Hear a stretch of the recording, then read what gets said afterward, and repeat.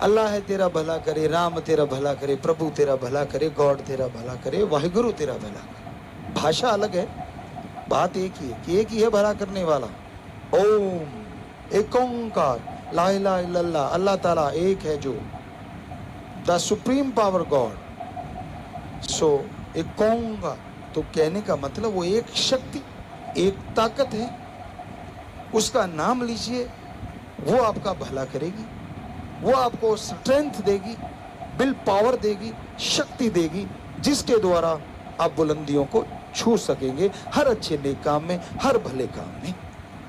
पर वो आपकी सोच फैमिली तक सीमित है तो उनमें आपको तरक्की, थोड़ा सा बढ़ गए समाज तक आ गए, वहां की तरक्की के लिए कुछ ना कुछ आइडियाज आते रहेंगे, और बड़े हो गए तो देश की तरक्की के लिए वो भी आइडियाज आएंगे, और भला सोचने लगे तो कहते ना एक ही कुटुंब है पूरा वर्ल्ड, हमारा धर्म कहता है, तो फिर पूरे वर्ल्ड के भले के लिए भी सोच आएगी। और ये सोच जब आ गई तो समझ लीजिए इंसानियत की चरम सीमा पे आप पहुंचे हुए हैं। बहुत ही अच्छी आपके अंदर गुणों का आवास बन गया है, निवास बन गया है, यानी गुण आपके अंदर आ चुके हैं। तो भाई सोच की बात यहाँ तक आप लिमिट रखते हैं, आपकी सोच है, राम का नाम, ओम हरि अल्लाह वाहिगुरु गॉड, खुदा का नाम आपको उस सोच के लिए जरूर तरक्की देगा, भला करेगा आपका, आपको ताकत देगा। इंसान इंसान है, भगवान में कमी कोई नहीं निकाल सकता, इंसान में कमियां हो सकती हैं, इसमें कोई दो राय नहीं। सतगुरु में नहीं हो सकती, पीर फकीर संत सच्चे रूहानी सूफी नहीं हो सकती। दुनिया लाख कहे कुछ भी कहे, कबीर जी को क्या छोड़ा, श्री गुरु नानक देव जी महाराज को क्या छोड़ा, कितने संत पीर पैगंबर ले लीजिए आप, और आज उनकी वाणी को हर कोई नमन करता है, सत्कार करता है, इज्जत करता है। सो कहने का मतलब, बाकी आपसे अगर गलती हो जाती है, पर आपके अंदर हिम्मत दी है भगवान ने, खुद मुख्तियारी दी है, यानी खुद को अपग्रेड करने की या लो ग्रेड करने की मालिक ने शक्ति बख्श रखी है। आप चाहो तो अच्छे कर्म करके भगवान को भी देख सकते हो इस मृत्यु लोक में, और अगर चाहो तो राक्षस भी आपसे शर्मा जाए, वो आपके ऊपर निर्भर है। तो इसलिए संतों का काम सत्संग में बताना होता है, समझाना होता है, और ना किसी से बैर ना किसी से विरोध होता है, सबका भला मांगना, सबके लिए भले के लिए दुआएं करना उनका जिंदगी का मकसद होता है। सूफी संत रूहानी संत क्या होते हैं, समाज में रह के समाज का भला करना उनका कर्तव्य बन जाता है, क्योंकि भगवान की जो भी औलाद है उसको वो अपनी औलाद समझते हैं। संतों के कई प्रकार होते हैं, सुन समाधि में बैठे रहते कि जंगलों में जाके, वो भी संत हैं, ये नहीं कि उनमें कोई कमी है, अलग श्रेणी है, और कोई अलग तरह से, कोई अलग तरह से। लेकिन सूफी रूहानी संत का मतलब भी ये होता है कि वो जितनी भी प्रकृति है, प्रभु की बनाई सृष्टि है, वो प्रभु को अपना सब कुछ समझता है, और इसलिए प्रभु की बनाई सृष्टि को अपनी औलाद की तरह समझता है, चाहे वो औलाद माने ना माने। औलाद तो आजकल अपने माँ बाप को नहीं मानती, आपने देखा ही होगा।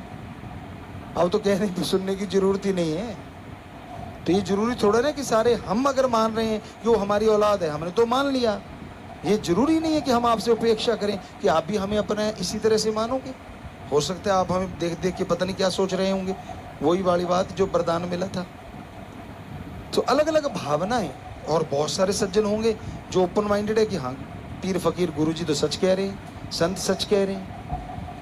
सो कह तो हम सच ही रहे हैं, लेकिन रिएक्शन अलग अलग हो जाता है, वो अलग बात है, उसका मीनिंग्स लोग अलग अलग निकाल लेते हैं, ये भी एक अलग बात है। नजरिया अलग अलग होता है, ये तो सारी दुनिया जानती है। सगे दो भाइयों के एक जैसे हाथों के निशान नहीं होते, आंखों के निशान नहीं होते, और ये छोड़िए एक जैसे नसीब नहीं होते, एक जैसे कर्म नहीं होते, एक ही माँ के पेट में रहे और एक ही बाप के खून से बने हो, फिर भी अलग अलग। इसलिए भाई नजरिया अलग अलग हो सकता है, लेकिन हमारा जो नजरिया बिल्कुल क्लियर है, क्रिस्टल क्लियर कहते हैं, बिल्कुल साफ है। जैसे एक शीशे के गिलास में पानी होता है बिल्कुल फिल्टर वाला, उसी तरह हमारा नजरिया तो फिल्टर वाला है कि हम तो जिंदगी का मकसद हमारा यही है। ओम शास्त्र नाम श्याम मस्तान दाता रहबर का MS जी उन्होंने हमें बनाया, वही करवा रहे हैं। शुरू से ये मकसद है कि पूरे समाज का, पूरी सृष्टि का भला करना है, और जरूर करना है, कर रहे थे, कर रहे हैं और करते रहेंगे। बिल्कुल। और कोई कुछ भी हमारा कोई नियत नहीं है, ना कुछ बड़ा बनने की। हम तो चौकीदार थे, चौकीदार हैं, नौकरों के नौकर हैं। आपका नौकर भी आके अगर हमें कहेगा कि मेरे लिए दुआ करो, हो नहीं सकता कि हम उसका हुक्म टाल दें। हमारे लिए वो हुक्म होगा, हम उसके लिए भी दुआएं करेंगे। हो गए ना नौकरों के नौकर। ऊंचे इसलिए बैठना पड़ता है, नीचे बैठेंगे आप खड़े हो जाओगे। ये कैमरों में ही नहीं आएगा, ये ढूंढते फिरेंगे किधर है। तो जो बोलने वाला होता है ये मनोविज्ञान है। नेचुरली आदमी चाहता है कि वो मेरे सामने बैठ के बोले, मैं उसको देखूं, सिर्फ बोलना ही नहीं। इसलिए वीडियो को लाइक करते ना आप ज्यादा। ऑडियो तो काम चलाओ, काम चल गया। जब वीडियो आ गई कौन पूछता है। आमने सामने बैठ के बातें करेंगे यार, बातें होंगी। ऐसा मतलब पल में अमेरिका पहुंच जाते हो आप, अमेरिका वालों को इंडिया ले आते हो।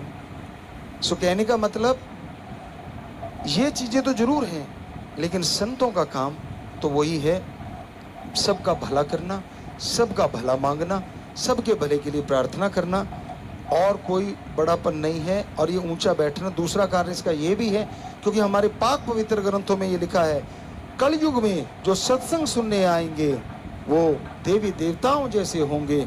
ऐसे लोग ही सत्संग में आ पाएंगे। तो हमें इन देवी देवताओं के दर्शन हो रहे हैं, इनमें हमारे सतगुरु प्यारे राम के दर्शन हो रहे हैं, इसलिए थोड़ा ऊंचा हो गया।